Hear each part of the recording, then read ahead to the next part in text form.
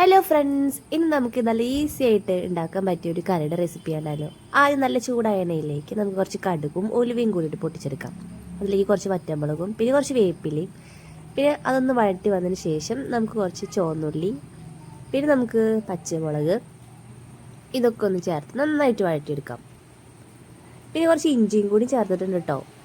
നല്ല മഴയുള്ള സമയത്ത് നമുക്ക് കുക്ക് ചെയ്യാനൊക്കെ ഒരുപാട് മടി തോന്നുന്ന സമയത്ത് ഈ ഒരു കറി ഉണ്ടെച്ചെങ്കിൽ എത്ര ചോറ് വേണമെങ്കിലും കഴിക്കാം കേട്ടോ. നിങ്ങളൊന്ന് ട്രൈ ചെയ്ത് നോക്കൂ.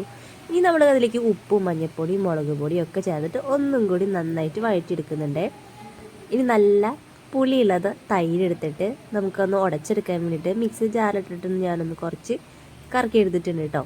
അപ്പം നമ്മുടെ തൈരൊക്കെ റെഡി ആയിട്ടുണ്ട്. ഇനി ആവശ്യത്തിന് വെള്ളം കൂടി ചേർത്ത് ഒന്ന് ചൂടാക്കി എടുക്കാം. തിളയ്ക്കേണ്ട ആവശ്യമില്ല കേട്ടോ, ഒന്ന് ചൂടായാൽ മതി.